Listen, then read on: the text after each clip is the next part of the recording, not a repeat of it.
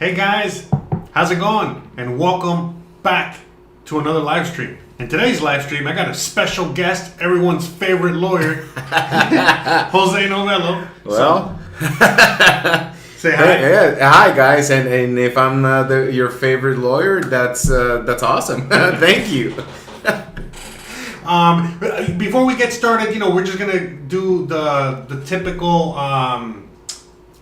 wait and see. I gotta make sure that the live stream is working properly. We got the sound checks. Make sure, let me know if the sound is coming in good or not, and all that good stuff. It seems like everything is running smoothly so far, but again, we're just waiting for everybody to get in their seats so we can get the show on the road. But I see that already a few of you guys have been asking him questions. So that's what we're going to do on today's show. Okay, today we don't really have a topic per se. We're just going to be doing a question and answer session. All right, so please go on ahead and ask your question in the chat. And we're going to have Jose Novelo, answer it to the best of his ability. And, again, if for whatever reason I miss your question, okay, please feel free to ask it again, so that way, we don't miss, your question. This is a great and awesome opportunity to get to talk to a real Mexican lawyer, which, by the way, you can always reach out to him at any point. You do paid consultations, right? Sometimes you answer simple questions online. Through email. All his information is down below. So you can reach out to him. You can email him for any simple questions. But if you have anything a little bit more complicated, you can, have a one-on-one consultation with him, and he'll be more than happy to help you out with anything and everything. Which, by the way, your specialty is tax law, real estate law. By the way, don't forget to hit the likes, if you haven't already. Shout out to the AI, out there. But anyways, real estate, taxes, what else? And corporate law. And corporate law, okay? For anyone out there that's interested in starting a major business out here. And so you do accounting and that kind of stuff too? Yeah. My office, we have an apartment, an accountant department. We have a real estate department as well, taking care of all these transactions, bank trust, corporations, in Spanish, fideicomiso. Because normally, if you go to the bank, they'll say fideicomiso, not bank trust, but it's exactly the same. So we... you do it all. And we sell some cakes during the weekends. No, that's just... you sell cakes. Cakes, yeah. Actually, you sell real estate too, right? I do. So you have because he has like a giant he has a pretty big operation. So again, he has all these, again, the accounting department, right? The marketing, we have marketing department, we have the real estate, of course, and we have the law and taxes, all these things that especially we didn't mention this the residency for the expats and all that, which is the reason why we're here. So So again, we do all that. So now you even have your what is it, residency department? The immigration department. Department. Yeah. Okay, so let's just get right into it. It seems like everything is running smoothly. I got a bunch of questions that you guys are asking me, so we're just gonna go in order. Question number one by Adam. Adam Wood is asking, if I qualified for residency for myself only, can I apply for my minor children and wife? Without proving economic solvency. So again, Adam already got his residency, and he wants to know if his kids and his wife now can they get residency through him. Okay, now Adam. The simple answer is yes. Yes, you can. Now, we need some documents, of course, like everything we do in life, around the world, we will need some documents. And the first document you'll need is your marriage license or your marriage certificate, okay? Probably you got married in the US, Canada, Europe, anywhere. But we need that document translated to Spanish by a certified translator, okay? This is very important. A certified translator that can sign and stamp the document And then we get something called apostilla, or you might know it as apostille. Yeah, Okay? an apostle. So real quick, because I have a service, again, on my website for anyone out there that needs an apostle. So you don't provide the apostle. No, we don't. Okay. So if you need an apostle, just go to my website and you can get the apostle there. Right. And then for the translation, you can go to him because you need Right. the translation to be done here. Exactly. I learned that the hard way, So again, depending on the part of Mexico you're in, but you got to do it in Mexico. They Right. want it done in Mexico. Otherwise, it's That's right. you're asking for trouble. But anyways, you're basically asking for an apostille marriage document. Yeah, and the birth certificates for the minors, of course. And this is very important because sometimes I get this question, hey, my son or my daughter, they're like 18, 19, 18. In Mexico, guys, don't forget that in Mexico, by Mexican law, 18 is when we become of age. Yeah, an adult. An adult. In the US is 21. I think Canada's it's the same, 21. Okay. I don't remember, but in Mexico it's 18. So if your kid is 18 years old, They can't do it. yeah, we cannot do it. We still have other options like the RNE, like if your kid is come to school, for example, we can go through that process, okay. Or by economic solvency. So we have other options. But if your children are 18 or less, less than 18, through a birth certificate, again translated, certified, and with the apostille, we can get you the residency. And it is very important. You must be here. All of you must be in Mexico, right. Because who asked that question? Adam. If you have a residency, you must be there the day your wife and your children go through the process, because you will have to go inside the immigration office and show your residency card. Okay, so there you go. And again, for more information, you can reach out directly to Jose. So thanks. That helps a lot because I didn't know of all that other extra information. But long story short, again, birth certificates for the kids, marriage license for marriage certificate for you guys, and then passports, and that's about it, right? Of course. Yeah. Okay. And to be here. And you got to be in Mexico. Yeah, because that's a question I get asked a lot. It's like, can I just send my documents to Jose and can he get me the residency? No, you got to be here. And in this case, you as the father has to be there present to get your wife and your kids residency. That's correct. That's correct. So all right, next question. I have live where you park. Nice name there. Okay, anyways, I have a question about residency by descent. Wondering if I could qualify if my grandparents were citizens, or is it only my parents? Okay, the immigration law says that sons or grandsons of Mexicans can apply for the dual citizenship if you can prove the link to your parents or grandparents. The link. And how we do that is by having your grandparents' birth certificate, your parents' birth certificate, and your birth certificate.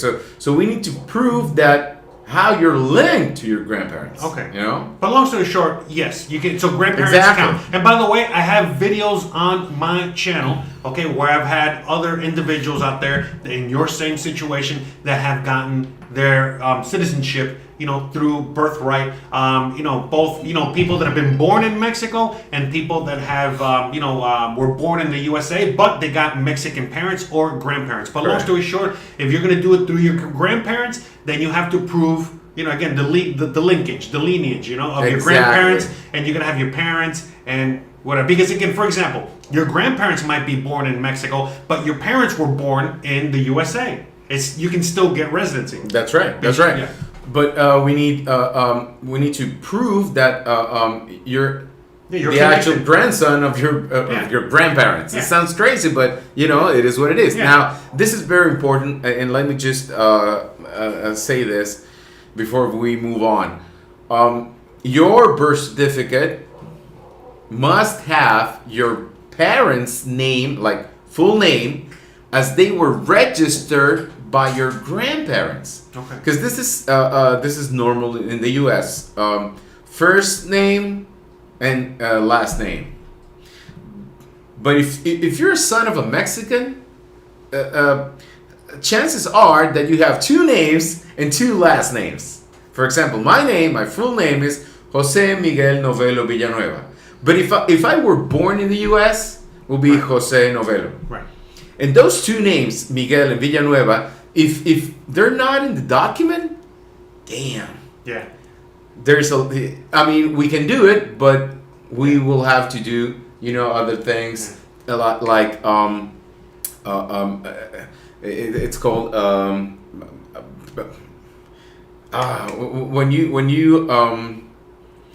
when I need to prove that it is you, like the bank does it.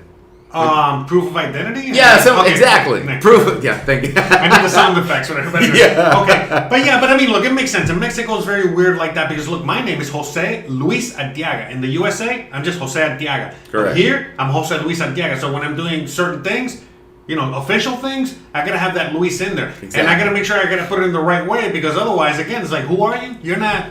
You know how many Jose's are in Mexico? we got 2 right here. So anyway, it gets a little complicated, but it's not, it can be easily fixed. All right, let's move on to the next question. Doing the same. Everaldo Santana says, is it true that President AMLO is going to deport Americans without proper documents? By the way, real quick on this, I already heard about this, a few days ago, and I saw a few YouTubers out there, kind of talking about this. So immediately, I was like, oh, this is kind of crazy. Let me look it up. And I cannot find any evidence, of the president saying this. And by the way, the president speaks every single day. So if he said it, it's out there somewhere out there, and it was nowhere to be found. And if it's there, we will find it. Yeah, and so right now you got to remember that we're going through the elections, okay? Right. And because of the political elections, you're going through the same thing in the USA. There's all kinds of news, real, not real, whatever, and so therefore I think that that's what that is. Because trust me, if it was real, you would see it all over the place, and you would see, it would be on the news. You would see all kinds of YouTubers talking about it, including me. So I kind of did some research on it, and I don't think it's true. But what do you have? Yeah. No, okay. I don't know if it's true or not. Like Jose just mentioned, but there is one thing that it's real, and it has nothing to do with the president saying this or not.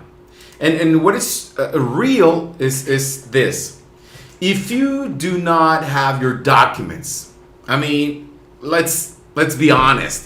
If you don't have your residency, temporary residency, or permanent residency, or an FMM, which is the tourist visa for 180 days, or a job permit or anything. Whatever. Exactly. If you're not legal, and because here's the thing, if you think it's our immigration officers are like in the U.S. like. If I don't have documents in the U.S. and I go to the store, sorry guys, can I say some bad words? You can say whatever you want. Okay, I'll be shitting myself. Right. Yeah, I mean, look, in the USA, as an American citizen, if a police officer stops you and you don't even have your driver's license or whatever ID, you can go to jail just for that. Right. So obviously, if you're an illegal immigrant in the USA, and look, and by the way, I know in the USA things are kind of wacky with illegal immigration right now, but still, many immigrants out there, they don't have some sort of paperwork, they can get deported or at least detained or whatever. So it's the same thing in Mexico, but the kicker is that out here in Mexico, if that happens and you don't have your papers, and let's say you're in a car crash, I really hope you knock on wood, nothing happens. Exactly, nothing happens. But if that happens and you have an expired FMM and you've been visiting Mexico from 2012 to 2022, which is a 10-year period, and your FMM just expired, guess what? You're eligible for the R&E program, right. which is you get your residency throughout regularization. But look, long story short, so you won't get deported. That's the answer. Yeah. So again, exactly. That's the main thing. First of all, the reality is that, look, in the USA, okay, let's say you get in a car accident, okay, and basically the police officer is going to ask you your ID, and at that point you can't really prove that you're there, legally. So then they're going to arrest you and detain you and yada yada yada. But in Mexico, you get in a car accident, nothing's going to happen. They're basically going to ask you for any kind of ID. And by the way, the person that's really asking you for the ID is the insurance, not the police officer, right? And that's basically it. You know what I mean? So look, what we're trying to get at is that it's very rare for you to encounter any kind of official that's going to be asking you for ID. Correct. Now, again, if you're driving, let's say we're driving from Merida all the way to Guadalajara, and there are checkpoints along the way, they might ask you for ID, but again, if you have a valid passport, that's plenty. They're not going to be asking you for your residency or valid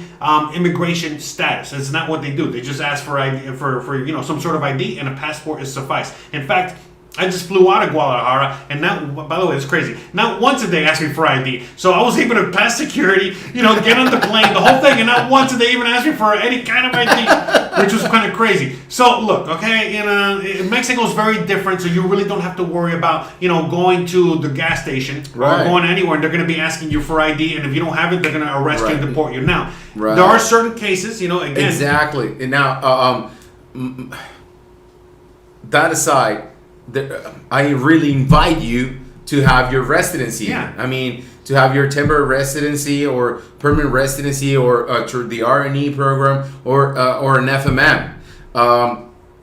I do. I mean, I do invite you to get that. Yeah. But if you do not have a valid FMM, which is a tourist visa, then you know what? Maybe we can renew it for another 180 days. Yeah. So that's the thing. Look, at the end of the day, there's really no excuse to not have, some sort of, what is it?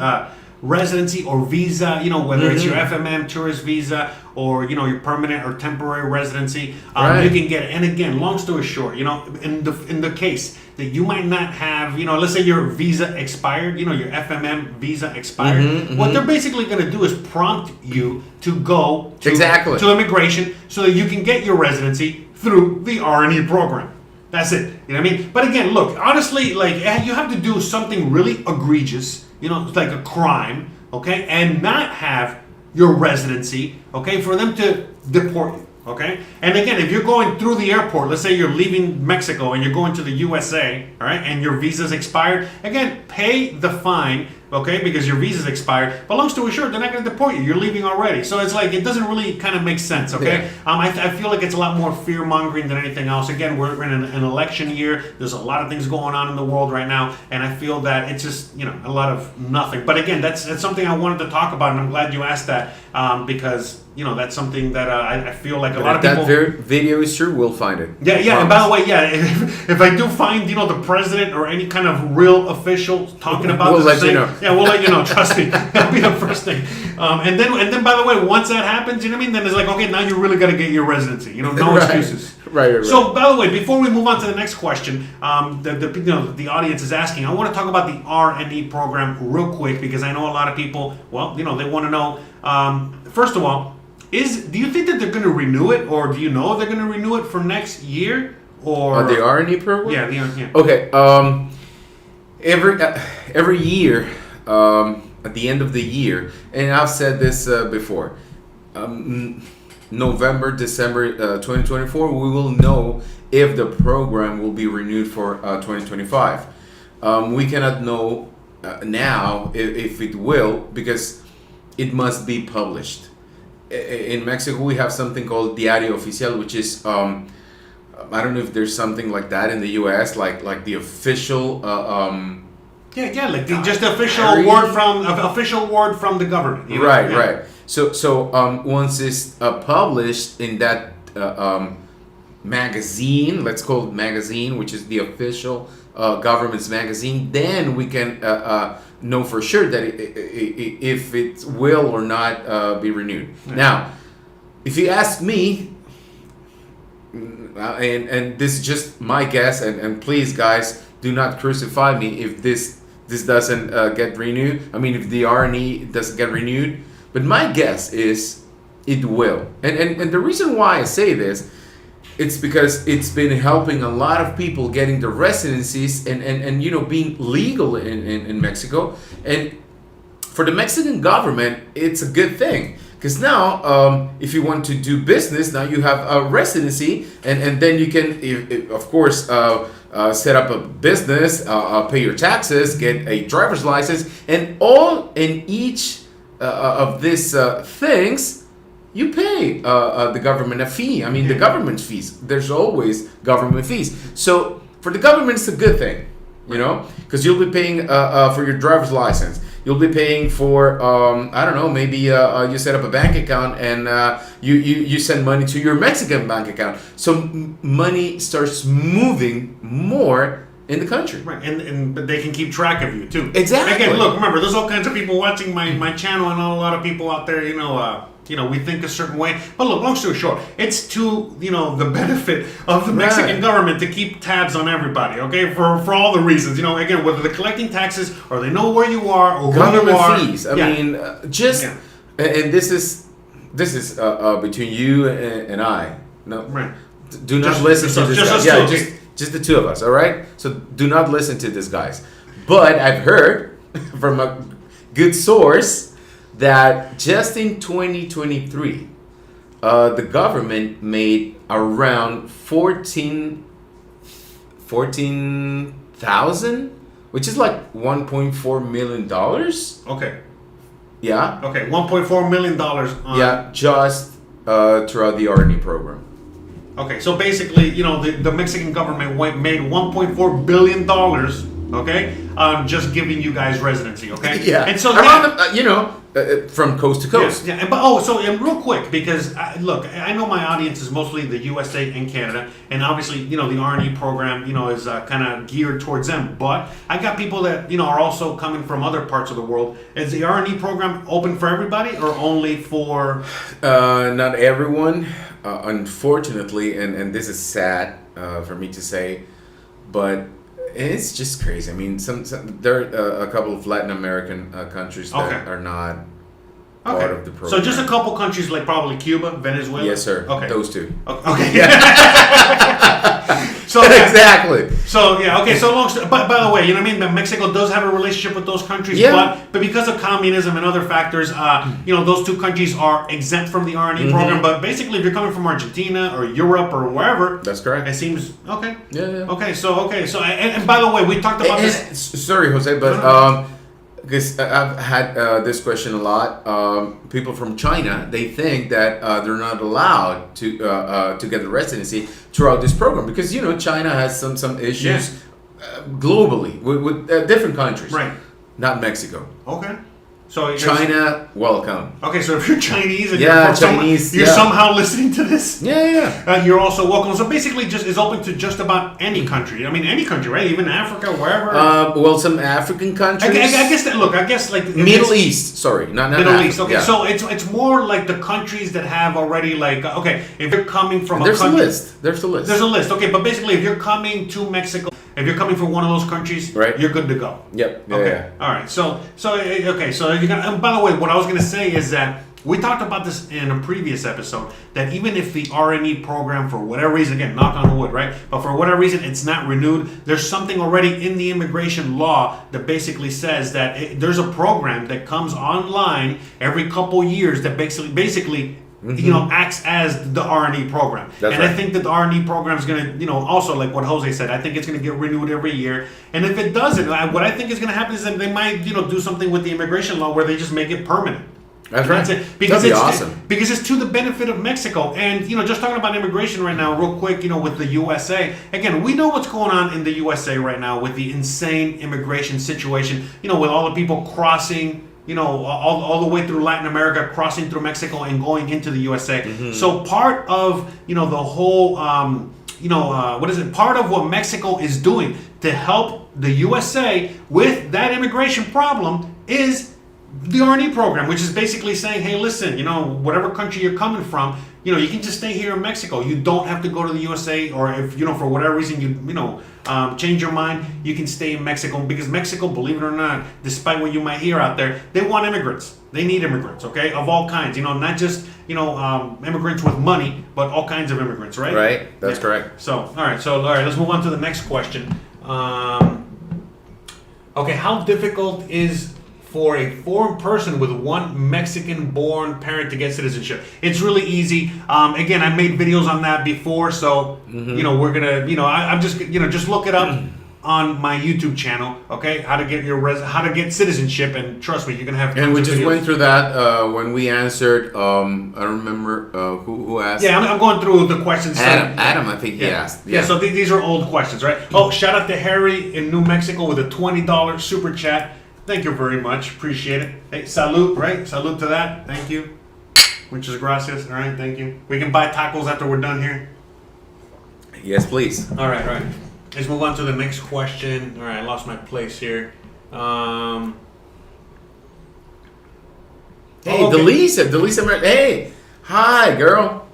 Delisa is there. Say hello from Canada. Oh, awesome. Yeah. Awesome. Because I met her through a video conference call. So yeah. Oh, hi. Beautiful. Yeah, sorry, we have a lot of people answering, asking questions, so it seems like it's pretty busy today. Okay, so this is a good question. Is there a way for a student that is studying in Mexico to get permanent residency, or maybe temporary residency?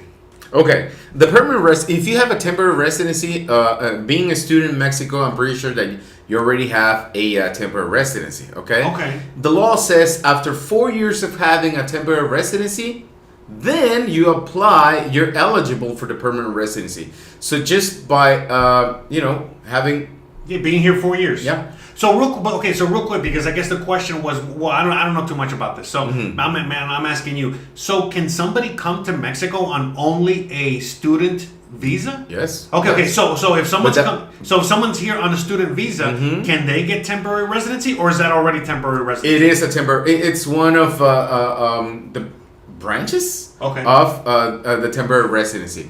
Now, the student residency or the student visa, you must apply at a Mexican consulate. Okay, so once you get that, and that's one of the different forms of the temporary residency. You start counting the years, and when you have 4 years of temporary residency, then instead of renewing your temporary residency, you move to permanent residency. So yes. Okay. Answer is yes. Okay, Aaron has a question, and Aaron says, "Hello, my question is, I have a passport card. Have you know what a passport? Yes. I have a passport card, and I'm driving down to Mexico, and eventually want to get residency. Do I need a passport book, an actual passport, or can I do it with the passport card?" Okay, Aaron, I've had this issue before. You can cross the border with that passport card. However, and I'm sorry, I'm not the immigration chief in charge, but the immigration officers will ask you for the book, the passport. And the reason is simple, because you get the stamps in that piece of paper. Yeah. So yeah, sorry, man. You'll have to apply for the book. For the book. Yeah. So and I mean, it's good to just drive, back and forward. Yeah. But if you want to get the residency, you'll need the book. Yeah, and it's not just a residency. There's a bunch of things where they ask you for that passport, because some things I'm trying to do officially here, and they don't even care about my residency. It's more like, hey, do you got your passport book? Your passport. Right. So you do need your passport. Long story short, you can cross into Mexico, but in fact, you can cross and ask for your passport, and the U.S. consulate can send you the book to the office in here. Remember our friend Barb? Okay. That's how we got her passport. Ah, okay. Yeah. This is true story. Oh, okay. So basically, again, you can come into Mexico with your passport card. Say you lost it, because that's probably what you did anyway. You probably lost it because you can't get one without the other. And then you tell them U.S. Embassy or the U.S. consulate, hey, I lost my passport. I need another one, and they're gonna get it for you, and then you'll have your passport. They'll send it to you right here. Yeah. Okay, so that's smart. Yeah. All right. Okay. So thank you. I never would have thought of that. In a million years. That's great. Okay. Okay. So let me see. I'm skipping over a few questions because I feel like we already answered it. So, pardon me if I'm skipping ahead here. But anyways, Anna is asking me a good question here. She goes, if you are a permanent resident living in Mexico, and the temporary resident. But anyways, temporary or permanent resident, okay? So if you are a resident living in Mexico full time and have no income coming directly from Mexico, but you got income coming from the USA or from the internet, do you have to pay taxes? Oh. I love it. I love it. Thank you for asking tax questions, because I need to change. All right. Your income goes probably to your U.S. bank account, or maybe you have a Canadian bank account. Maybe you have a UK bank account. Who knows? But the money is not here in Mexico. You're here. You're doing maybe online. You're working online. And you get paid, of course, you get paid for what you do, but the money is not in Mexico. By law, and this is in our tax law in Mexico, if the money is not here, if you do not have a bank account registering that income, and the money is received in the U.S., well, the bad news is that you will pay taxes in the U.S. You're always going to pay taxes in the U.S. no matter what. Even if you're making money in Mexico, you're still going to pay taxes in the U.S. But long story short, because you don't have to pay taxes here, nor to fill up your tax return or tax. Your SAT, yeah. You don't got to go to the SAT, no. And you don't got to get, what's the tax ID number? The RFC or RFC. Okay, so you don't need an RFC. You don't need to pay taxes in Mexico. And we all pay taxes in Mexico. Every time you go to the store, you're paying taxes. Yeah. There's added value tax. Yeah, let's say you're buying a house or a car. You're paying taxes. There's taxes to be paid. But long story short, income tax or tax on your income or tax on money made, again, only if you're making it in Mexico. So if you're working for a Mexican company, right, then you pay taxes in Mexico. Right. That's it. And if you let's say a company hires you, as an employee, guess what? They will take the taxes before you receive your money. So basically, you already pay taxes. Yeah, so same as the USA, okay? And then it's your duty to go to SAT, aka the Mexican IRS, and then you gotta get your money back because Correct. that's what So it's the same thing, kind of like the same system. But look, again, long story short, you do not have to pay taxes unless you're making money in Mexico, literally making it in Mexico, not in cyberspace or not in another country. It doesn't matter. We're gonna skip ahead real quick just for one question because we got another $20 super chat from Angela. She says, "Thank you." So thank you. So we're you get to skip ahead of the line, for the super chat. So she says, I wish to purchase a home in Nayarit and bring a truck down with my goods and dogs and etc. Is it true that my goods will be exempt from duty taxes? And can I get my temporary residency based on the purchase? Oh, that's backwards. Yes, but it's backwards. Okay, yes, what? Yes, you can exempt. It's called menaje de casa. In fact, guys, just Google it. Menaje. Can you write it down so they can? Menaje de casa, and just Google it. What that means is that your goods. It's a one-time thing, guys. If you bring your stuff from the U.S., Canada, from anywhere, the first time you cross the border with your goods, they're free. You do not pay taxes on those items. Now, here's the thing. Of course, must be used items. You must hire a company to bring your stuff. In any case, you will need a company. Or if you have a big truck, you can bring those goods, but you need a list of what you're bringing. Okay. Used items. Okay, that's the thing. Now, to get that benefit, that tax benefit, first and foremost, you must have a temporary residency. Okay. Not a permanent. Listen, not a permanent, a temporary residency. And by the way, listen, this is if you want to do everything by the book. But if you know anything about Mexico, they don't do anything by the book here. So I know plenty of people, and I'm sure you do too, that cross the border all the time. On a, what is it, an FMM, on a tourist visa. And they bring a truck full of crap. And they barely check what's on the truck, okay, and they're not going to get taxed on it. In fact, you're only, like you said, you basically are only getting taxed on brand new items. Yeah, that's about it. So you really don't got to worry too much about it, And if you do have a brand new item, let's say you're bringing a brand new iPhone, take it out of the box. And if it's a truck, remember, he's a lawyer, so he can't say what I'm saying. But if it's a truck full of your stuff, I mean, why not to get the residency first and take advantage of that tax benefit? Yeah. But long story short, great question, Angela. But then she was asking. She goes, "Can she get residency because she?" By buying a property. Let me continue now. If you buy a property in Nayarit, you will have to buy because I'm assuming that the property you'll be buying is within the 50 kilometers from the coast, which means that you will need a fideicomiso or a bank trust or a Mexican corporation to purchase that property. That being the case, you do not need a residency to buy the property throughout the fideicomiso or a Mexican corporation, and you do not get a residency because you just purchased a property in Mexico. Okay, so those are totally separate. I mean, you can own a Trump Tower in Mexico City. That doesn't give you residency. Yeah.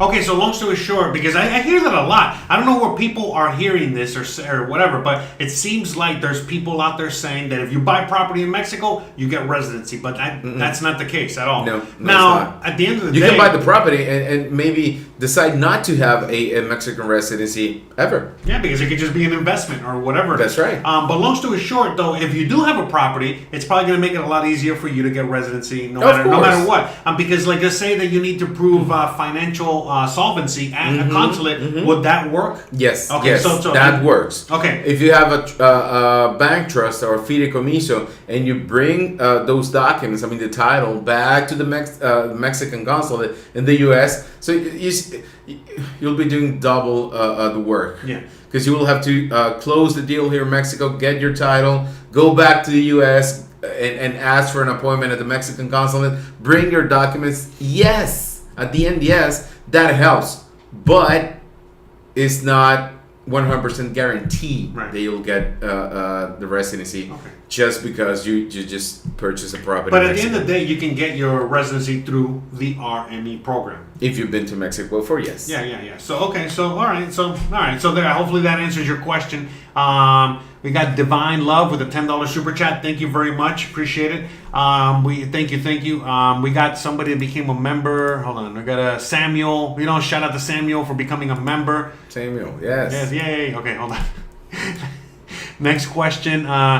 James Martinez says, can you speak on the topic of regularization residency? I visited it. Okay, so we've already talked about R&E, but you have a specific question, so we'll answer it for you. Thank you again for the $22 super chat. He goes, he visited in 2022. Okay. Is it possible to get residency during my upcoming 7-day visit?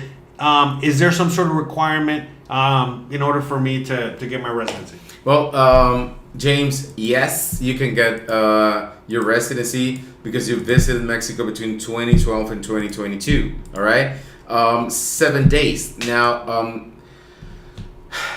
it can be done. Yes. Okay, so he's coming down for 7 days and he wants to get his residency. So here's the thing: the next time you're in Mexico, probably you'll get 180 days. Okay. Well, but can you ask for how many days you want? Yes, you can, but normally they'll say no. But there is a way. Oh, okay. There's always a way. Okay. And this is something that we can chat. I mean, okay. So reach out to Jose, and he'll. Okay. So long story short, yes. You can get your residency. Yeah. Okay. Yeah. So just reach out to him directly. Email him. His information is down below. It should be down below, and if it's not, it's on my website again. Look, I'll show you where my website is real quick, okay? For anyone that doesn't know, joseadiaga.com. All the links are in the description, and his links, again, are free resources for living in Mexico right here. And down here, okay, his information is right there, okay? There's his email. Oh, look at that. Look at that. Okay, that's the last video we did talking about the R&E program. In fact, I'll put his email in the chat, all right? So you guys can have it, just in case it's not in the description. But anyways, reach out to him directly, and he'll put you on the fast track to getting your residency, all right? So yes, it can be done. All right. All right. So let's move back to more questions. Here, hold on. Sorry. By the way, there's a lot of you guys out there in the audience. I really appreciate you guys. So happy you guys are all there. I apologize ahead of time if I missed your question. Please just try to ask it again if I missed it for whatever reason, and we'll try to answer all your questions. Okay, sorry, we're getting a little overwhelmed, and I know there was so many people that were going to show up today. All right, let me see. Okay. Henry asked a question. He goes, "Do you foresee real estate in Merida going up or down in value? But also, what is the calculation on property taxes?" I feel like that's more of the, how do they calculate property taxes? Is it on the home value or? Okay, how to calculate property taxes in here in Merida we have a quadrant.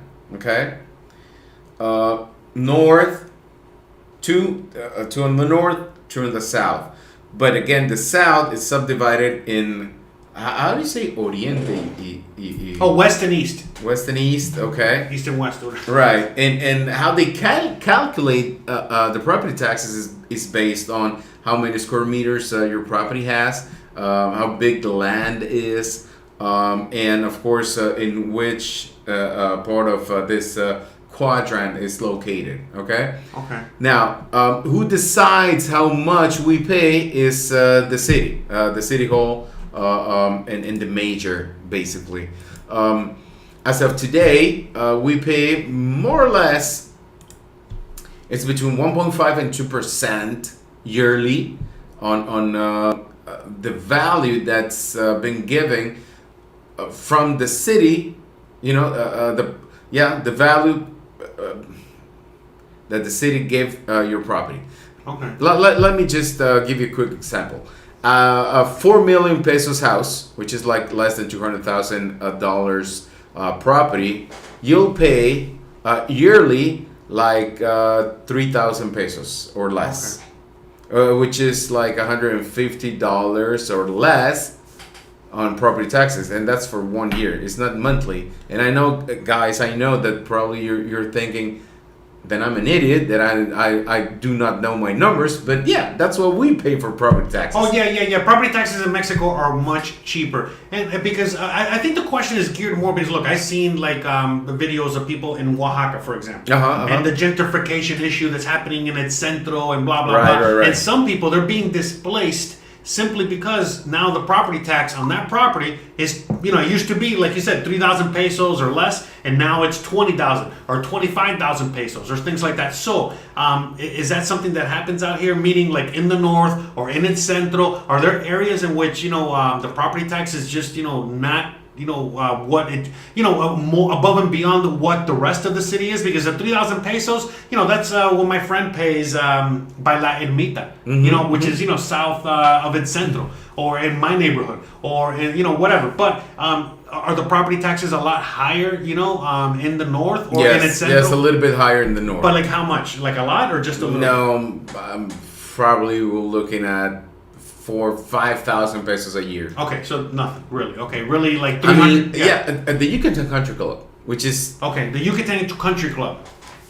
I've seen property taxes around, but I mean those huge houses, 10,000-12,000 pesos a year, which is like what, $500-$600? Yeah, so that's like a mansion, okay, right? A mansion in the country club, okay, like in the most prestigious part of the town, and it's like 10 or 20. Okay, so we're not having like a crazy issue like you would see in Oaxaca or whatever here. And then, like you said, the people that determine that are the mayor and the governor, right? Or the mayor? No, just the mayor and the people working for the city. Yeah. Okay. Well, you know what? Now I got a question. So with the elections coming up, okay, I've from my experience is that every time that there's a new election, and let's say there's a new party coming in or things like that, things just get turned upside down. So would there be a possibility that maybe with the new elections, if some undesirable people got into power, would they be raising the property tax or something? But unfortunately, you're talking about politics now, and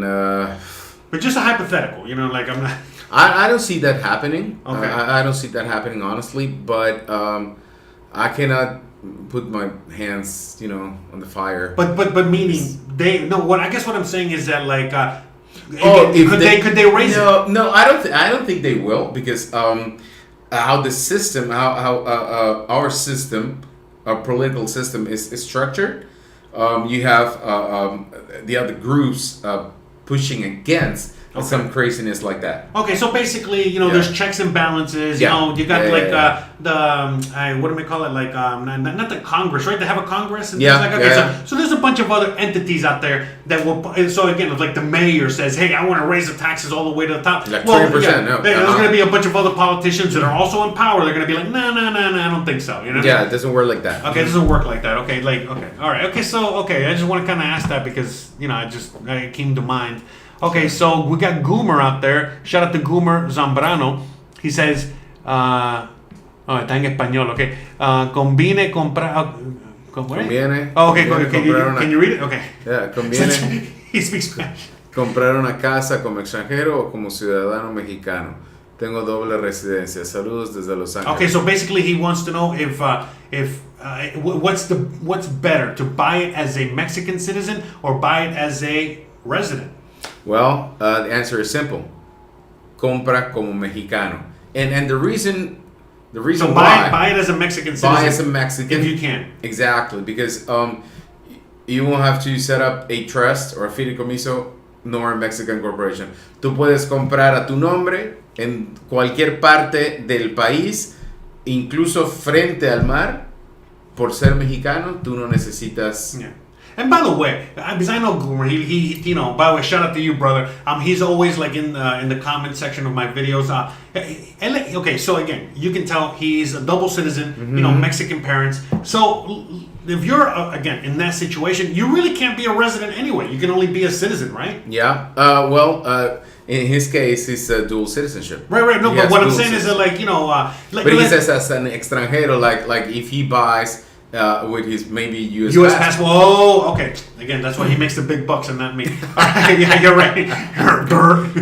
Okay. Yeah. It's true. Okay. Yeah. Because I'm not a dual citizen or anything like that yet. Okay. But yeah. Okay. Makes sense. Okay. Yeah. Because you can do things with your U.S. passport or with your Mexican passport. Mm-hmm. But long story short, it's always beneficial to do things as a Mexican citizen. Of course. Yeah. And so you know what? I have a question. It's cheaper. Yeah. And it's cheaper too. Yeah, because you don't need a fideicomiso or a Mexican corporation. You can just buy it outright. Yep. As a legal Mexican, citizen. Yep. Okay, so and by the way, so that because I have a question I wrote down here just in case you guys didn't have enough questions today, but it seemed like you did. So, what was it? Okay, so the question is that do you recommend for people to get a fideicomiso or a corporation? In my opinion, I think a corporation is better. Mm-hmm. But I've heard some people say fideicomiso. But the reason I'm asking is because I've heard that it can get expensive to sell a home. So let's say you've got a home under fideicomiso, again a bank trust, and then you're trying to sell it or do some sort of transaction. It gets more expensive or whatever. So I guess what the point is like, what do you recommend, and what are the benefits? Or don't get me started. Okay. Don't get me started on that issue because I've been. Oh man. Okay. You asked. I opened the box. The Pandora's box. Okay, guys. Here's the thing. I'm not against fideicomiso. I'm not against the bank trust. I'm not.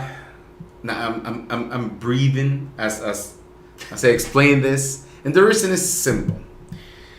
I have a lot of colleagues, and probably if one of my colleagues watches this video, again I'll be crucified. I do not care. Okay? I do not care. Yeah. Because what I want for my clients and for the people that asks this question is the best scenario when they sell their property. Okay? And this just happened. It keeps happening again and again. It just happened to us a couple of weeks ago. In fact, I'm going to close on a deal for one of my clients selling his property. He just purchased a property a few months ago, like 6 months ago. A nice apartment on the beach, blah, blah, blah. And he purchased that apartment throughout a fideicomiso. When he asked me, I said the same thing. why don't you set up a Mexican corporation? And he said, because I've heard that you cannot set up a Mexican that it's illegal to set up a Mexican corporation to purchase property in Mexico and then sell it. And my next question was, okay, are you going to rent your apartment by any chance? Maybe when you're in back home, I'm not going to say where he's from. No, yeah, don't worry. Are you going to rent it by any maybe Airbnb or something like that? He said, yeah, of course, because I need to make some money. And isn't that a business? That was my next question. Isn't that a business? And the reason I'm asking and I'm sharing this with you guys is because if you're setting up a fideicomiso, it's because you will be living in that house 24/7, 365 days a year. That's your home right there. And it's not your intention to rent it, and it's not your intention to resell it or make money or through it, or have exactly. a business there or anything like that. Exactly. All right. So that's the reason I started saying I'm not against the fideicomiso. I'm not. But if your plan is to at some point sell that property, make some money, then please do not set up a fideicomiso. Because let me continue sharing this story. What happened to, or what's going to happen to this client of mine? So he said, you know what? I have a buyer, and I hey, what happened? What the hell? Yeah, I just got an offer, and I'm going to sell the property. All right, okay.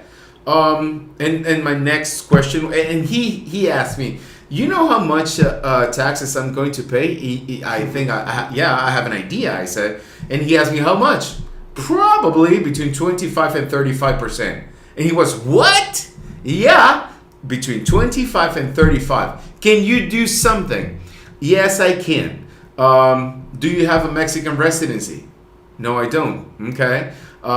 Is the CFE bill or the electricity bill in your name and your spouse name? Because his spouse signed the fideicomiso. No, it's not. Okay. Do you have a Mexican tax ID? Of course, I do not have one because I do not have a Mexican residency. Yeah. And the reason I keep asking these questions is because how the hell do you think I can help you lower your taxes when you do not have the documents for me to help you? Right. Okay? So guys, please, if your plan is to rent your property, your house, your apartment when you're not here, that's a business. If your plan is to do online business in your house, well, that's a business as well. So please set up a corporation instead of fideicomiso. If your plan is to live in that house 24/7, 365, then yeah. Okay, set up a fideicomiso, and when you sell your property, make sure to have a Mexican residency, make sure to have a tax ID, make sure you have the CFE bill or the electricity bill in your name, and make sure that bill, because here's one more thing, that the electricity bill is a valid invoice. And what I mean by that is on the back part of your CFE bill or your electricity bill, you need to see a chain. It's some numbers, some zeros and ones. A chain on the back part.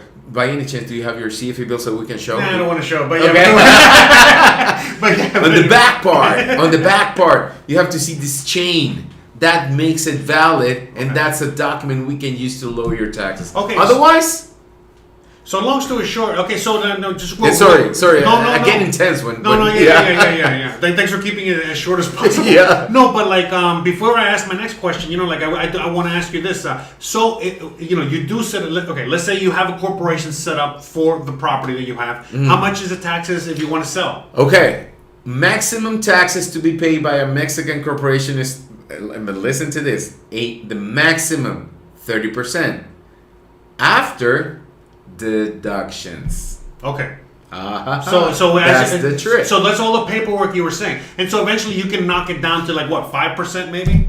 Yes. Okay, so again, if you set up a corporation, and Even 10. I mean, if you pay 10. yeah, still a lot less. Yeah. So again, big difference between 35% or 25% as opposed to 10% or 5% or That's maybe right. lower. Again, it all depends on how good of a lawyer you got and a good accountant you got. How low can you go? But long story short. Again, look, this is why I've always been a proponent of a corporation, because, look, the reason a lot of people don't want to get a corporation and they rather have the fideicomiso, long story short, they're cheap. And, a fideicomiso, again, is cheaper to pay every year than a corporation. A corporation is going to cost you a little bit more. But look at it like insurance, because you never know. You might have to sell. You never know. You might want an Airbnb. Like you my never client. know. Right, yeah. And He's going to pay a lot of money. And then you're going to be protected. And because, look, at the end of the day, you can still convert your property from a fideicomiso to a corporation, but it's going to cost you money. You can sell your corporation. Right. You can sell your shares. Right. And then I will just leave it right there. So long story In the short, air. yeah. Just catch it. Catch what I just said. All right. Yeah. So again, if you're buying a home because you're retired and that's going to be your last home and you're just going to kind of like live there or whatever, okay, yeah, fideicomiso's plenty. But even then, it still gets complicated because let's say you want to leave your home for your kids. Or let's say that you want to, you never know. Yeah, you leave beneficiaries and blah, blah, blah. No, you might have to fly, okay, so long story short, corporation is always the way to go, in my opinion. And yeah, I mean, again, I'm not against the. Yeah, you do whatever people want. That's it. You get paid a fee. Exactly. If you want to feed a company, so yeah, call me. Sure. Yeah. But a corporation is just way more beneficial for because it's just again. Dude, it's faster. Yeah. You can set up a Mexican corporation in 7 to 10 days. A fideicomiso takes 45 to 60 days. Wow. Damn, that's just crazy. And by the way, you can even set up a corporation without even stepping foot in Mexico. That's right. You can set that, whatever. But anyways, again, if you want more information on all that, you can contact him directly, and he'll guide you through the whole process. But again, long story short, it's always best to set up a corporation. By the way, if you are you do your own taxes in the USA, you have a business in the USA, you do all that, you should know. Set up an LLC, set up an S Corp. It's kind of like the same thing, okay? Mm-hmm. It protects you. Exactly. It's just way more beneficial. You get all these tax benefits, and that can go on and on and on. Okay, but long story short, okay, so yeah, set up a corporation. It's going to help you in the long run. We got Rodney that he has a question. Shout out to him for the for the $20 super chat. He says, you may have already talked about this, but my wife was born in Mexico and is a permanent resident here in the US. We are looking to move to Mexico soon. What do I need? He's like, what if I need to do in order to get residency there? Look, it's super easy. I married a Mexican citizen, and all I had to do was go to immigration, all right, with my passport, my marriage license that we talked about earlier. But again, your marriage license, I had to get my birth certificate apostilled, pay some fees, and like that, boom, I was a resident, and I am now a permanent resident. It was first I had to get a temporary residency, but for 2 years. For 2 years, and then that's it. A permanent resident. So it's very easy. And this is very important because I've said before that after 4 years of temporary residency, you get the permanent. But if you're married to a Mexican or if you have a Mexican child, it takes 2 years only. Yeah, and by the way, I found that out as a happy surprise, because when my residency expired, because you didn't ask. No, yeah. But long story short, I got my permanent residency a lot quicker than I thought I was gonna get it. So, but the next thing I'm gonna do is get my citizenship, and then I'll document that as I do it. Okay. Zach V says, what are the qualifying dates for the R&E program if renewed in 2025? I don't have any stamps in my passport from travels to Mexico last year, but I have the FMMs. Will this affect the application? Does that make sense? Okay. So long story short, you have the FMMs, which means that. But long story short, from my understanding, if you got the FMMs, that you're already even if you don't have stamps on your passport, are you still in the computer, or do you need the stamps? No, okay. Okay, Zach. What I would recommend is there's this thing that you can ask, which is your prior visits to Mexico before the immigration office. What we need is a scanned copy of your passport, all right? Yeah, scanned copy of your passport. Yeah, even though you don't have the stamps with the scanned copy of your passport, and we submit that information at the immigration office. The fee, I think it's $150 more or less, and it takes 5 to 7 days, and they will answer. They will come back and confirming that you visited Mexico between, in your case, if you ask for 2025, then it will be 2013 to 2023. If you visited Mexico during that period of time, in 2025 you'll be eligible if and only if, after going through that research, the immigration office confirms that your name is in the system. Okay, so yeah, long story short, if you got Hope your this makes sense. So if you got your FMMs, that's not all. That's not going to be enough, but that's great because at the end of the day, again, you fill out that form that he said that he was talking about with immigration, and then immigration will be able to find out and let you know exactly, if you've been in the system, if you've been in Mexico or not, without the stamps. And once they confirm that you actually have been in Mexico, you get your you qualify for the residency. But the question is, if he's coming in 2025, if the if the RNE program is renewed in 2025, that means that he would have had to visit when? Between 2013 and 2023. Okay. So because you can see it's you have to wait 1 year, and then for example, for 2025, visitors in 2024 do not apply. Okay. So it's so basically once it gets renewed in 2025, you have to have been in Mexico and from 2023 backwards. So 2020. So right now, if you come in 2013 to 2023. So, but right now, if you come in 2024 with hopes that you're going to get the R&E program, it's not going to work like that. Basically, you come in 2024, and you have to wait till 2026. That's correct. For you to get that residency. And in between that, you have to do visa runs, meaning you have to leave the country, enter the country to renew your visa, or you can also go to the Mexican immigration office and renew your... Well, the Campeche office had this program to renew the FMM without leaving the country. Apparently, they will not keep doing it. Okay. In 2025. So. Okay. So long story short, you have to do visa runs like it used to be. So it's not that big a deal. Okay. So if you're living in the Yucatan, you could just go to Belize, go to Guatemala. Go anywhere. It doesn't matter. You got to leave the country and come right back, and that's it. And if you're on the border, because a lot of people live in the border areas. Let's say you're going to Baja, you want to live in La Paz or whatever. It's even easier. Or Tijuana. Right. Because come on, you're crossing the border all the time. But long story short, in order to qualify for the RNE program, right now, let me finish my thought. Sorry. If you're going to qualify for the RNE program in 2025, that means that you have had to been here in 2023 and between 2013 and 2023. Okay, so it's a 10-year thing. Yeah. Okay, so right now in 2024, if I want to get my residency through the RNE program, that means that what's my threshold? 2012, and 2022. Okay, so it's 2 years then, right? No, it's 1 year because 2020. If you visited Mexico in 2023 for the first time, you're not eligible this year. You're eligible in 2025. So basically, so again, but what I'm saying is that like right now in 2024, I want to get it right now. Okay, I have to go back 2 years. Yeah, 2022. Okay, that's right. So, but again, it gets a little sketch. I mean, not sketch, but it just depends on when you came. Whether you came in January or you came in December, 30 of 2022. Yeah. Right, because that also counts. But anyways, so it just kind of like, it's a rule of thumb. It's almost like 2 years, give or take. All right. So, okay, let's see more questions. All right. Shout out to Steven for the $2 super chat. All right. So right now, like, again, I got so many questions that I did not answer. So I'm just going to kind of, go with what, the questions I see now as they pop up. Okay.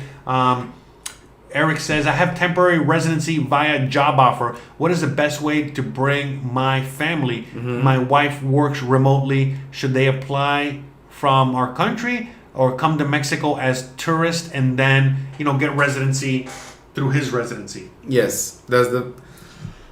Sorry, guys. Yes, that's the easiest and fastest way. Again, have in mind that you will need your marriage license, if you have kids, their birth certificates translated, certified, get the apostille, and they can get their residency through yours. Okay, so you have to go with them the day of their immigration appointment here in Mexico, but that's easy. Awesome. Okay, and well, we answered this question at the beginning of the live stream, so you can just go back later and check that out. But yeah, long story short, it's just best for you. Again, if you already got your residency, have them all come on the tourist visa, and then they just get it all done here. Mario says, my question is, if you go through the Comar asylum process to get residency, are you still able to register on the CBP One app to get an appointment to go to the USA? What?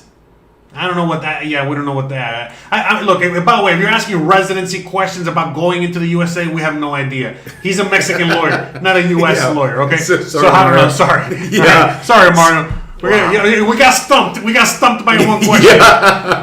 Yeah. Sorry, man. Yeah, I don't know anything about that. Sorry, dude. Yeah. Okay.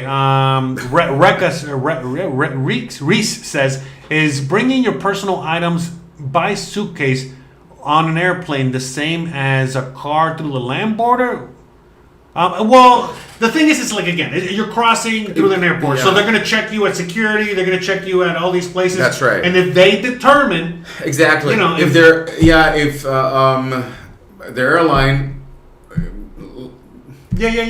agrees or it's random as hell, man. Listen, I've gotten on planes with a bottle. By the way, here let's get a refill there. But I've gotten on planes, okay, in Mexico with like an open bottle of alcohol, man. They just let me through security, and at the same time, Christian has gone with like some other stuff, like a cajeta, which is like some caramel that you can. Anyways.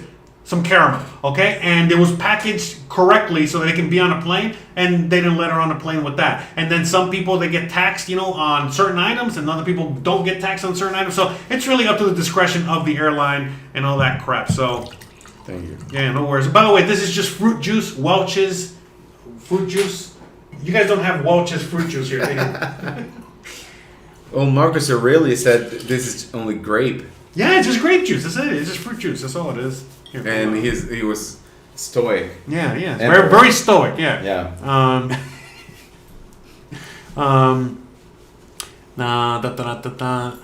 Let me see. Questions. You know what? I got a question. Okay, from a really good friend of mine. I promised I would ask, and I feel like this is the question a lot of people want to know about. So the question is about. Okay, the question is about a car. Importing a car. Okay. Long story short, I got a friend of mine that moved out here to Mexico, got his temporary residency. He has a car, and that car has the temporary import permit. Mm-hmm. So again, basically it's just a temporary residency for your car. But his residency is going to be up soon, and so he's again like the 4 years have passed, and so he's up to get a permanent residency. But right now, he's kind of like stuck in between, a rock and a hard place, because he wants to know what his options are, because he thinks that his only option is that he has to go back to the USA, sell the car, get rid of the car because it's a US plated car, in order for him to get his permanent residency. So he's trying to weigh the options, meaning, do I go back to the USA and sell my US plated car so that I can, get rid of it? That way I can get my permanent residency. Or can he just extend his temporary residency so he can keep his US plated car in Mexico? So is that a thing? So again, let's say that you got 4-year residency, temporary residency. Can you renew it for 4 more years? Or do they force you to get permanent residency? And again, going back to the car, what are his options? Because can he import the car, or is it really complicated because he heard that he needs the original bill of sale, which is like almost impossible to get? So can you talk about that a little bit, or is that too much complicated? No. It's a great question, because now you just opened the Pandora box. Yeah.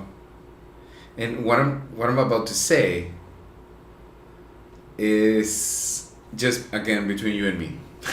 Okay, because you asked the right question. What happens? Can I extend my temporary residency, or do I have to just accept the permanent residency? Well, there is a way to extend your permanent residency. Your temporary residency. Temporary residency. Okay. But it's not something I would like actually recommend, because what you would have to do is to not to go to your immigration appointment and not to renew your residency when your temporary residency is due. Okay, let's say. Oh, okay. So long story short, okay, if you want to do it, okay, so let's say you got your 4-year temporary residency and you want to get 4 more years, you can't just go to immigration to get 4 more years. No, you got to wait for your 4-year temporary residency to expire, and then you got to reapply and get 4 more years. 60 days after. Okay. So you'll be legal for 60 days. Okay, and by the way, this is only an option for someone like my But friend. that's just, well, what I just say is just crazy, guys. Because I started this conversation by saying, hey, you must get your residency. But if you're crazy, like this crazy dude, like, you know what? I just want to get 4 years. Yeah. Well, this is something you could do, but. But what about the car? But what about the car? It's on you, right? But what about the car? Because the same car. thing. You'll have to park the car 60 days till you get your new your new temporary residency. And you should be able to get it no problem, right? At immigration. Of course, you will pay a fine. Okay. And get instead of getting the permanent residency, you will lose those 4 years, and they'll punish you by giving you a temporary residency. Okay, but you don't have to meet financial requirements or anything like that. No, because you've already been here. It's just basically a punishment. Okay. Yeah. Okay, so now. But that's just great, guys. Yeah, but that's crazy. You know, again. But by the way, the other option is. Yeah, because my friend. I mean, I kind of told him about that already, and he's like, I don't know. You know what I mean? Because, exactly. That's just. Yeah. Because the thing is, look, the thing is that it gets complicated, because let's say that you come to Mexico with your U.S. plated car or your Canadian plated car, whatever, and you're here and you want to stay here forever, but now your car, unfortunately, can't really stay because it just doesn't meet those requirements. By the way, they're more strict on your car than they are on you on getting your residency or your paperwork. Okay? Now, if you get your permanent residency, you said they will ask for the original invoice, then that's true. Because based on that document, based on that paper and the year of the car, they will calculate the taxes, which is the import tax or definite import tax. And so if you cannot get the original bill of sale for your truck or your car or whatever. But you can ask for a certified copy from the if you. But what if you can't? What if you cannot get then that? you will have to drive back and just. Okay, and if you have permanent residency, you cannot drive a U.S. plated car. No. Okay, so look, that's what I'm saying. It gets complicated. So my friend would have to get rid of that car, sell it in the USA, because they can't sell it in Mexico, correct? That's right. It's illegal to sell that car in Mexico. Because you don't have the bill of sale. Yeah. And so, because by the way, my 1988 Dodge, I got the original paperwork for it, which is like falling apart, which is kind of crazy to me, because you can't make a new copy of it. You have to kind of yeah. So, anyways, look, that's what I'm saying. Mexico is it's sometimes it gets a little weird, but anyways. So in this case, he would have to just basically, he has no option. He has to drive it back to the USA and get rid of it and sell it. Well, yeah, I mean, he's not going to go through all that. You know what I mean? Of course I mean, not. He could, but it's not recommended, and it costs money. All that costs a lot of money, anyways. It's just not worth it. It's not worth it. Exactly. What year is the car? No, it's not worth it, man. Trust me. It's not like a brand new car or anything like that. Is it a Tesla? No, nothing like that. No, it's just like an old truck. It's not an old truck, but it's a like 15-year-old truck or whatever. Yeah. It's like worth $8,000 or something like that. It's not nothing crazy. So yeah, so this is something you need to plan for if you're driving your car out here, because it's not like you can just get rid of it either. You know what I mean? I mean, can you junk it? Can you maybe take it to the junkyard? No, because they could tear apart and sell it. Okay, because you can sell it to somebody, and just kind of get rid of it. But that's it. So meaning you're not going to get any value for that car. Exactly. Okay? That's the thing. So the reality is that in order for you, once you're moving from temporary to permanent residency, which by the way, the only requirement is you got to be here 4 years with your temporary residency. But once that happens, you got to get rid of the car before you get your permanent residency, meaning that you probably got to go back to the USA because there's no other option. and sell it in the USA, get rid of it in the USA, or have somebody take it up there, sell it for you, whatever. But you got to get it out of Mexico. You cannot drive it, okay, on your permanent residency. And on top of that, the car cannot get an extended tip, which is, the temporary import permit for the car. So that's something very important. You need to plan ahead. So again, this is, I guess, not bad news. He already kind of knew that this was his option. So yeah, that's what my friend's going to have to do. My friend's going to have to, take it back to the USA, sell it, get that money, bring it back, and then buy a Mexican car. And that's it. All right, so that's that question. Let me see. Okay, so all right, let's go back to the questions that people were asking. Okay, Rocky Mountain. Okay, the Rocky has asked this question a few times, so let's answer it for him, okay? Shout out to Rocky. Thanks for your patience. Thanks for asking again. Okay, he says, I'm going to have a Canadian law degree soon. Awesome. And I'm going to have a kid in Mexico and all right, for permanent residency. How would I become a lawyer in Mexico? Any character and fitness tests, bar exams? Mexico City has international firms. So what are his options? Rocky, you want to compete with me? What's that? No, I'm just joking, man. Well, I don't know if it's a gal or girl. Rocky Mountain, is it a guy or a girl? Oh, Rocky Mountain. Well, don't worry. He's a Rocky Mountain. Yeah. Once you have a degree, once you get your law degree in Canada, and you apparently you'll have a kid here in Mexico, then you'll get your permanent residency. What you'll have to do is to take your documents, your law degree documents, and ask for an appointment or bring your documents to SEP, S-E-P, which is Secretaría de Educación Pública, or the Education Department, okay?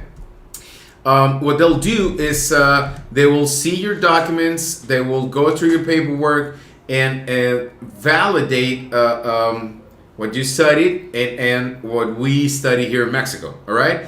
And if there's something that you must do, for example, maybe pass the Constitution exam, because your Constitution is totally different than ours. What about Spanish? Of course, Spanish. That's something that you must go through. So once you send your documents, okay, he's a guy. All right, thanks, Rocky. Yeah.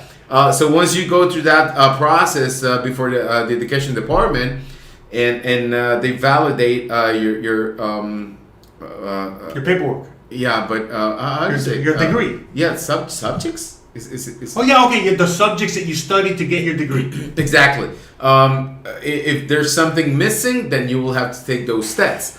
More or less, we're looking at maybe a year and a half for you to complete this process. But at some point, you'll get your degree validated here in Mexico, so you can practice law. In Mexico, we do not have a bar test. What we do is once you're certified as an attorney, you can practice law in Mexico. And we have something. I don't know if I have mine. Let me check. Okay. Yeah, but like a license. It's a license. Yes, I do. Here. Okay.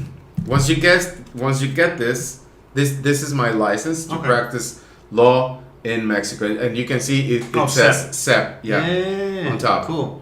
Nice. Right? Oh, you look so young there. Yeah, dude. Yeah, I was so young, and it's not. But that's it. So that's basically your law degree. This is my law degree. Yeah. This means I can practice law. And it has my in all of Mexico. Yeah, in all of Mexico. Now he was saying something in the comment, basically that let's say Mexico City, they have like international law firms. Mm-hmm. So for example, he speaks English, maybe French, whatever. Well, so long story short, all these things so he can practice. So he can practice law, but not necessarily like the same kind of law as you, right? But like a different kind of law. You know what I would recommend, Rocky, is to contact, for example, Deloitte. Or Deloitte. It's an international law firm. Deloitte, yeah. And Ernst & Young. They have... no, it's Deloitte. So how do you spell it? Yeah. You want to type it? Yeah. Let me just show it to you so you can type it. Okay, give me a second. But it seems like you can, okay? So I don't No, know. totally. And so, now that we're talking about that before, while you're getting that information, let's say that you come out here with a medical degree or some other... Okay, I'll type it in. So let's say you come out here with another kind of degree, let's say, because I get this question asked a lot. Let's say you're a nurse, with a medical degree, or, you're coming out here with some other professional That degree. one, yeah. Pamela, yes. Oh, there you go. I was doing my impression of what's his name? Leonardo? Yeah. Okay, thank you, Pamela. Okay, so what Pamela said. So basically, Deloitte and Touche. Okay, so so you contact them or you go to that website, right? And then Yeah. But but the question is like, besides a law degree, which by the way, I never thought that you could do that. That's pretty cool. But let's say you got a medical degree or so, like an architect degree or whatever degree, it will be a similar process. Okay. Yeah, but SEP again is school. It's basically like SEP is the education department. But you will have to go there in any case, and validate your information. Veronica is saying that Relaciones Exteriores. Well, probably maybe you'll have to go there as well. Okay. Yeah. Cool.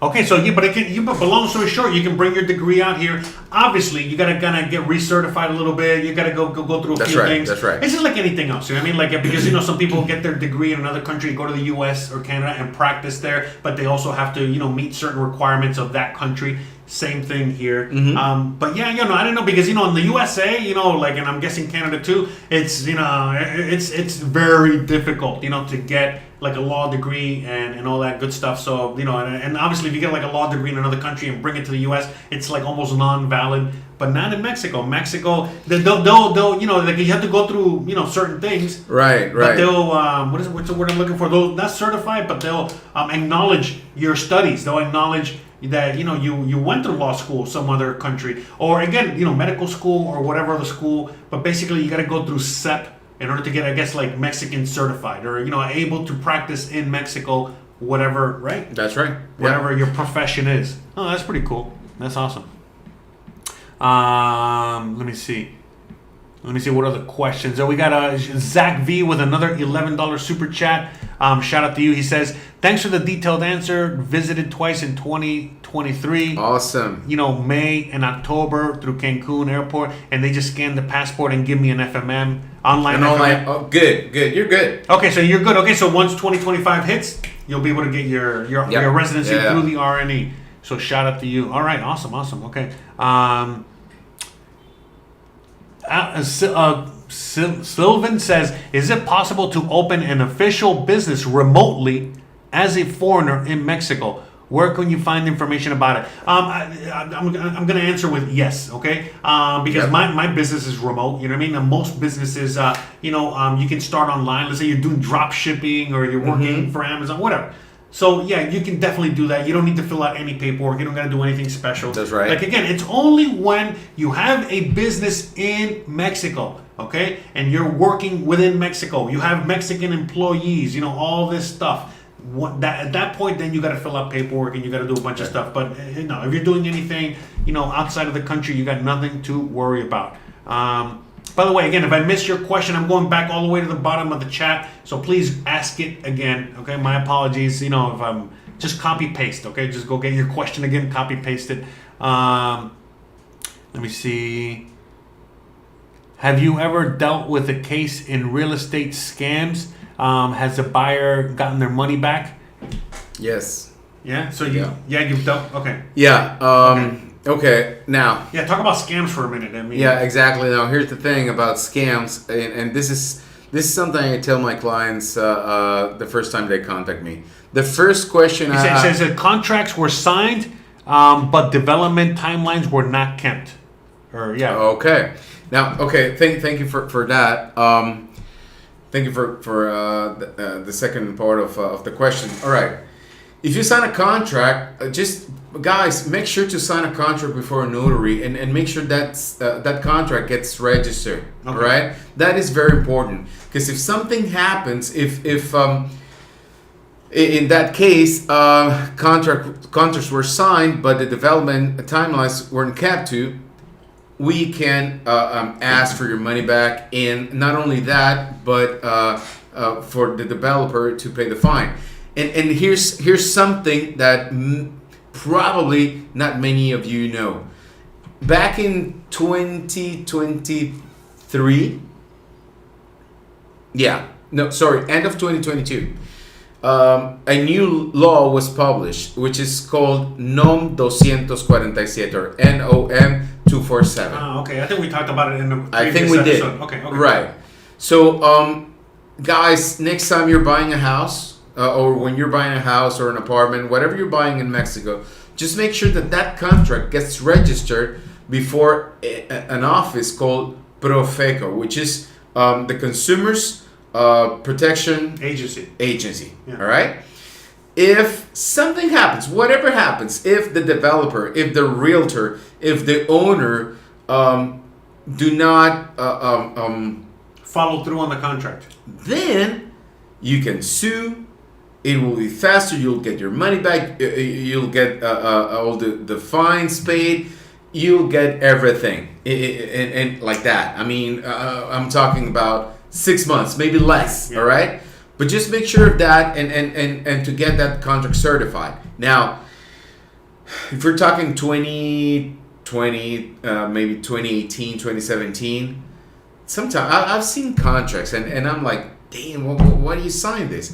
Just contracts on a paper. I know, like something like this, you know. Like. Right. I know. In the U.S., this is something you can go to a judge and say, hey, it has Jose's signatures. Yeah, it's right here.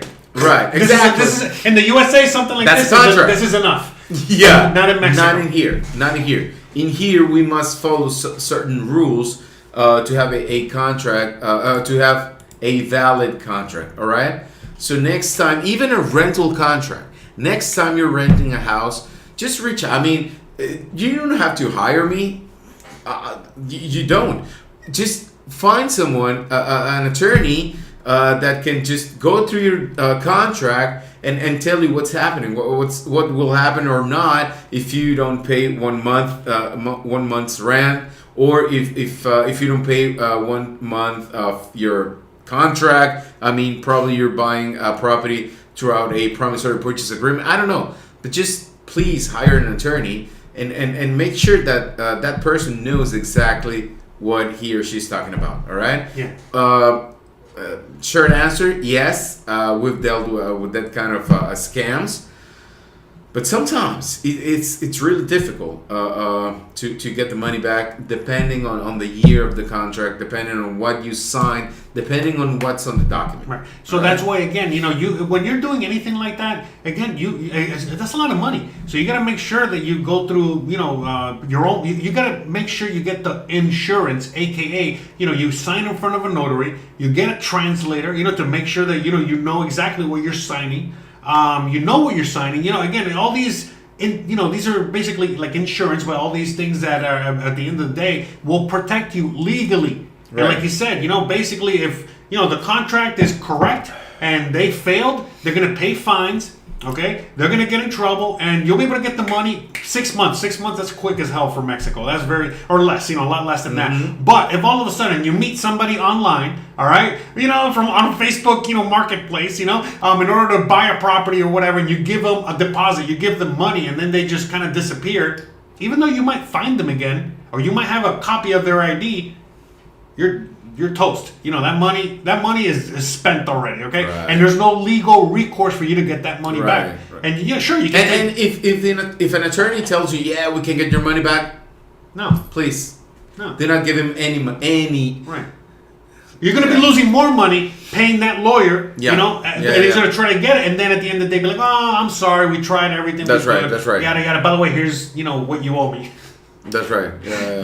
By the way, they don't work like that here either. You got to pay up front, okay? Almost for everything, okay? Whether you get you got to go to the doctor, you got to pay up front. But basically, here in Mexico, it's cash only society, or cash friendly society, or pay as you go. Credit is not necessarily like a thing. You might be able to have a credit card and get pay with a credit card, but you still got to owe that money to the bank. Right. But a lawyer or a hospital or none of these things are gonna give you services on credit. This is not going to happen. So, but anyways, all right. Let me more questions. I think it's almost. Yeah. Almost. You gotta get out of here soon. Yeah. I think your wife's calling you, right? Like, hey, where are you? Anyways, let me see if there's any more questions. Nicole. Oh, darling. Oh, shout out to Nicole. Yeah. All right. Sending you much love. Awesome. So yeah, there's a lot of satisfied clients and customers out there. So glad that we can help. That's what we're trying to do here, just trying to help you guys as much as possible. Again, we're not doing this so you can hire him or anything like that, No. Or hire me. I don't sell anything. It's just to give you all the information you need to make the right decision, the right choice. To be as educated as possible, to have all the tools you need. And if you want to hire him, he's the only one selling anything here. His services. Then by the way, don't forget to hit the likes and subscribe and share and all that good stuff. But long story short. We're just giving you that information. Why? So that when you do hire somebody, because again, you might only be hiring him if you're coming to Merida, but not everybody's moving to Merida. You might move into Mazatlan or Tijuana or Guadalajara, whatever. He doesn't work out there. So you got to have the information, the best information, the right information possible. So that way, when you do hire somebody, well, you know what to ask for. Now, I think I broke the thing. Now the thing won't stop. Let me see. Any more questions? I think we're gonna just wrap this up. Yeah, I don't know. I think I broke the thing here. Oh man, it's. Let me see. Any more questions? I think that's it, right? Yeah. Oh, okay. This is one last question, okay? Because I get this asked a lot. Okay, the last one. Okay, right. And by the way, I already know the answer, but I'm gonna have him say. He says, "Are there any government programs to help you get started? Things like a job, buy land, pay your rent, buy property, things to get temporary residency." So basically, let's say you just show up to Mexico. Is the government gonna help you out? No. Okay, this is not the USA. If you want free handouts, no, go to the USA. Okay, the USA has a program for everything and anything. You get food stamps, you'll get a free phone, you get all kinds of things. The USA will provide that because again, a lot of people just are always asking, "Oh, why are all the immigrants going to the USA?" Well, because they're giving away all kinds of free shit. You know what I mean? That's basically it. Yeah. So that's where they're going there. But if you want to come to Mexico, that means that you got to work hard, like the Mexicans do, like everybody else does here. And if you work hard, you can get anything and everything. I mean, again, I'm a prime example of that. I came out here with nothing, and now I got a little bit more than nothing. But still, I got whatever. No, but you know what I mean. But long story short, you can make it out here. But that's the thing. The government. If the government doesn't help its own people, and it's very, it barely shows up to work, sometimes, it's not going to help just some random foreigner with anything. Now, again, if you're an illegal immigrant coming from, let's say, I don't know, El Salvador, China, whatever. Hey, Francisco. Hey, my man. Shout out to Francisco. Yeah. But long story short, you know what I mean? Like, the only thing they're going to provide you with is that they're going to provide you with that residency so you can be here in Mexico. But what a lot of immigrants are doing is that they're just continuing to go to the USA to, get all that free stuff. Okay, that's why everybody's going to the USA. But Mexico does not have free stuff. Okay, you got to pay for it, and I think that's it. But yeah, Francisco just wants to say thank you. Thanks, another satisfied client. And I think that's it. I think we're gonna just wrap it up there. So, all right, guys. I want to give a big shout out to all of you guys. Again, thank you so much for joining us today. I want to give a big super duper shout out to my homeboy here. Jose. We got Jose and Jose right there. The Jose. But anyways, shout out to him. Thank you so much for making the time because again, he's very busy. He was supposed to be here, on Thursday night, tomorrow night. But again, he has lawyer duties. He has things he got to do, and he couldn't make it. So thank you for making it today. Thank you for making it. Period. Thank you guys. Thank you so and much. hopefully we can do more of these in the future. Again, time permitting. We're all very busy here, but again, seriously, thank you so much for being here, and thank you so much. Again, everybody out there in the audience for joining us today, for all the questions. And just again, thank you, love you guys, appreciate you guys. And do you have any final words? Anything you want to say? I mean, as I say every time I'm here, I'm glad, I'm happy to share with your audience, and thank you guys for all your questions. Thank you for everything. Thank you. That's all I have to say. Thank you. Awesome. Thank you so much. All right, guys. So again, thanks again. Love you guys. Peace out, and we'll see you guys on the next one. You already know. Every Sunday I drop a video. Every Thursday I go live, and again, check out my other channel. Okay, for tomorrow I'm going to be doing story time on my other channel. But anyways, all right, that's it. I gotta go. He has to go. Yeah. His wife is Bye-bye, guys. his wife is gonna get mad at me. All right, love you guys. Peace out. See you on the next one. Bye, guys.